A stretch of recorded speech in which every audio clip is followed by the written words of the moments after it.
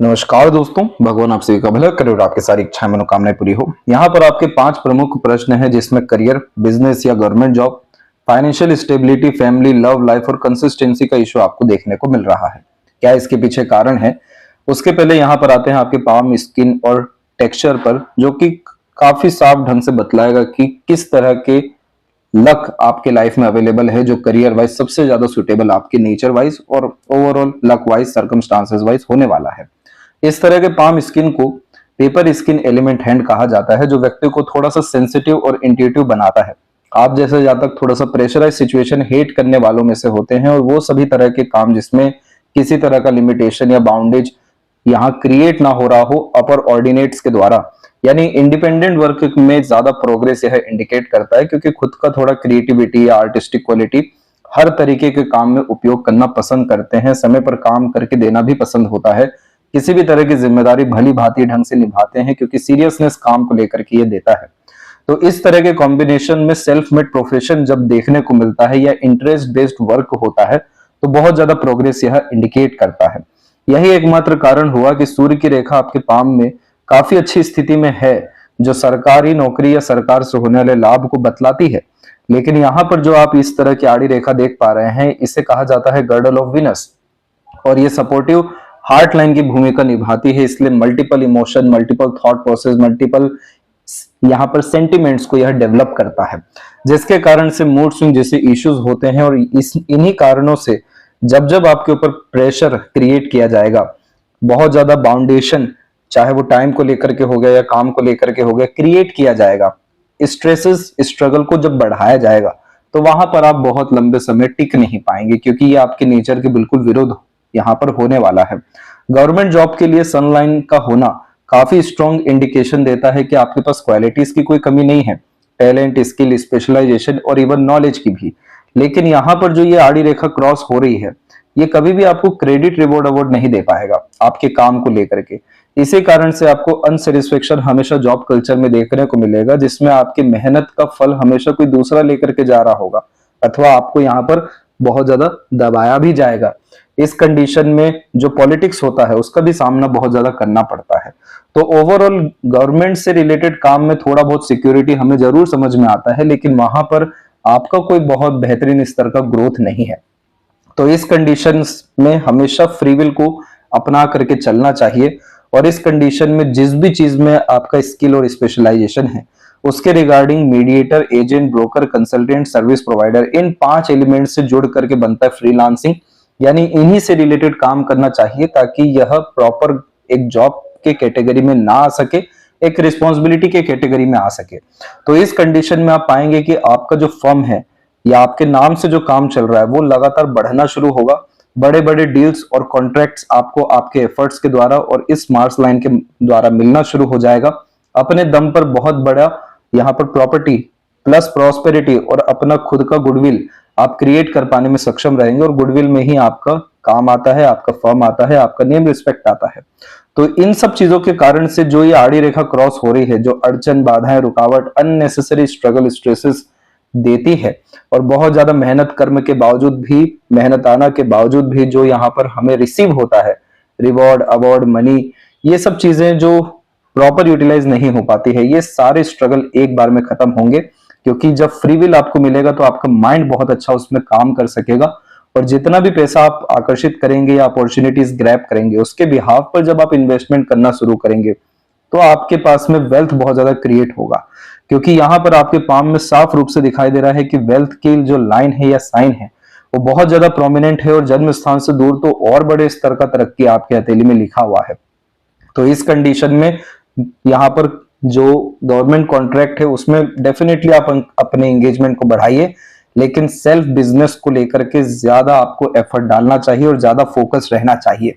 इसके पीछे दूसरा हम उदाहरण देते हैं आपको, कि आपके हथेली में जो ये भाग्य रेखा आप देख रहे हैं, ये भाग्य रेखा अंततः क्या देख रहे हैं कि मस्तिष्क रेखा पर आकर के रुक गया। दूसरा मस्तिष्क रेखा से भी रेखा निकला तो हृदय रेखा पे आके रुक गया। फिर यहाँ पर सिर्फ एकमात्र ये रेखा है जो मस्तिष्क रेखा से निकल के शनि तक पहुंच रहा है, और बाकी जितनी भी ये रेखा देख रहे हैं आप, ये सब सेल्फ मेड लक लाइन है। तो कहने का ये तात्पर्य है कि जब जब यह इंडिपेंडेंट लाइन अवेलेबल हो रही है, तो यह साफ रूप से स्ट्रगल को इंडिकेट कर रहा है, जिसमें मेंटल पीस नहीं मिलने के कारण आप अपने काम को छोड़ेंगे आज या कल और भविष्य में। और नॉर्मली ये 39 के एज तक आते आते बहुत ज्यादा स्ट्रगल इंडिकेट करने लगता है जॉब प्रोफेशन के रिगार्डिंग। उसी जगह जब आप सेल्फ एफर्ट से आगे बढ़ रहे हैं, खुद के ऊपर विश्वास करके आगे बढ़ रहे हैं, तो सीधे के सीधे सफलता कदम चूम रहा है। शनि तक पहुंचने वाली यह रेखा कोई भी काम रुकने नहीं देती। अड़चन बाधाएं लाख आ जाए, कितना ही दुर्भाग्य का सामना क्यों ना करना पड़े, अंतिम परिणाम निश्चित रूप से मिलता है जो सुकून और शांति में यहाँ पर होता है। कंटिन्यूअस अर्निंग का ये साइन है और यहाँ पर आपका भाग्योदय मस्तिष्क रेखा के अनुसार 31 के एज में अवेलेबल हुआ है। वैसे तो यहाँ पर हम देख पा रहे हैं कि 24 के एज में भी, 29 के एज में भी और उसके बाद भी कंटिन्यूअस प्रोग्रेस लाइन निकल रहा है। लेकिन सेल्फ मेड लक लाइन का सबसे अच्छी बात यह होती है कि जब भी मेहनत, पराक्रम और कोशिशें की जाती है, चाहे वो उम्र यहाँ पर कोई सा भी हो, परिणाम आप जैसे जातकों के पक्ष में आता है। तो ईश्वर ने आपको कभी भी किसी पर डिपेंडेंट होने के लिए नहीं बनाया है, उल्टा आपके ऊपर लोग डिपेंडेंट जरूर हो सकते हैं। यानी आप लोगों को लेकर के चलने वालों में से हैं, ना कि लोगों के अतिरिक्त रहकर चलने वालों में से हैं। तो ये थोड़ा सा डिफरेंस जब आप समझ जाएंगे और अपने एफर्ट्स को इनहेंस करना शुरू करेंगे, तो नेम, फेम, रिस्पेक्ट, गुडविल ये सनलाइन देगा, पावर, पोजीशन, अथॉरिटी ये स्क्वायर का साइन देगा, और कभी भी काम की कमी, सम्मान की कमी, धन दौलत की कमी आपकी जिंदगी में नहीं होगा। तो पहला जो प्रश्न था कि करियर, तो अपना बिजनेस की तरफ ही आपको अग्रसर होना चाहिए।